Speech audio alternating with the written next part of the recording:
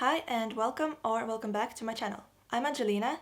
I'm a self-diagnosed autistic and I'm currently waiting for my formal assessment. Meanwhile, I keep figuring out what autistic means for me and trying to sort out my life. Today I want to share my thoughts about why no one ever suspected that I'm autistic and therefore why I was not diagnosed with autism as a child or a teenager. The simple explanation to why I wasn't diagnosed earlier is the lack of knowledge and understanding of autism, and especially how it presents in females.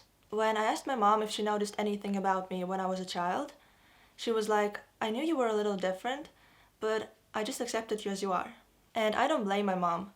It's understandable that the thought of me being autistic didn't even cross her mind, considering that even to this day, there's a lot of people and even medical professionals who have a very stereotypical picture of what an autistic person, and especially autistic girl, can look like. Autism presents differently in girls and women, and girls are also more likely to mask, which makes it harder to spot and diagnose autistic girls. Masking is a way of hiding or trying to hide autistic traits. Even when it's done subconsciously, it's the result of noticing that there's something different about you or getting feedback from other people that the way you're acting is not socially acceptable.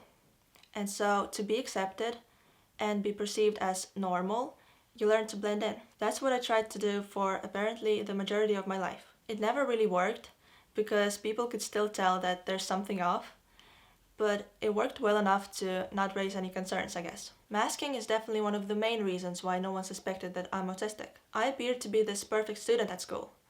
I was quiet, well behaved, and got pretty good grades. By the way, in this context, when I say school, I mostly mean secondary school, because that's when I struggled the most, both at school and at home. And no one at school knew about the struggles I had, and no one cared that I was alone all the time. Because if teachers had looked into that, they might have gotten onto something. I was alienated and had a pretty severe social anxiety, but I was just seen as shy. But that's the problem with schools in general.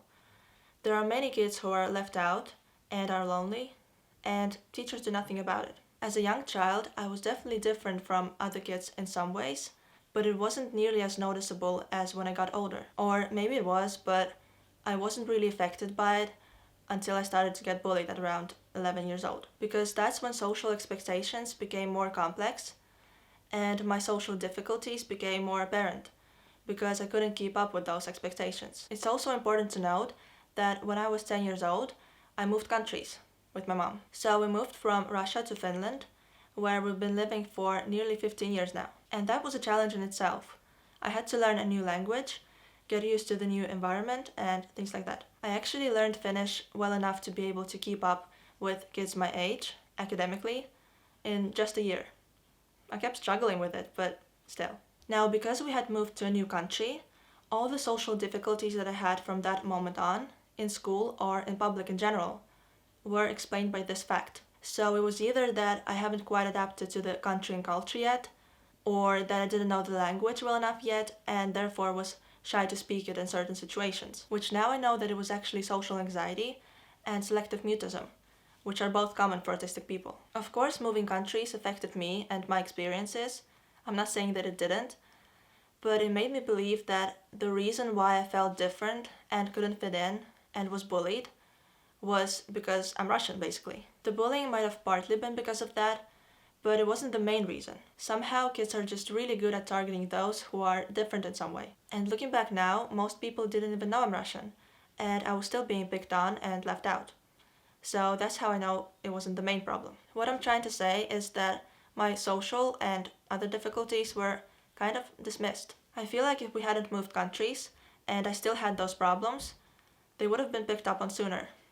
Or maybe not. Even though I can see why no one suspected that I'm autistic, and why I didn't get the help and support that I needed, I feel sad because I was basically failed by the school, the system, everyone. And what makes it even more sad is that I know I'm not the only one. There are so many undiagnosed and late diagnosed autistic adults who have struggled their entire life and now have to reframe their whole life experiences. I'm not saying that I didn't get support from anyone at all.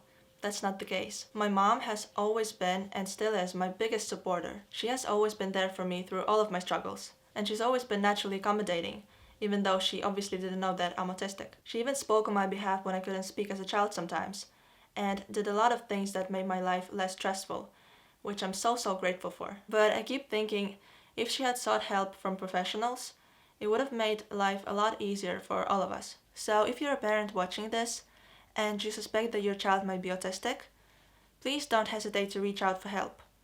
And don't be scared of the diagnosis. Yes, it might feel like a label, but it doesn't change who your child is and has always been. And it will get your child the help and support that they need and deserve. I'm gonna end this video here.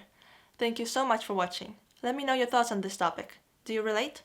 Or if you were diagnosed as a child, what was that like for you? See you next time. Bye!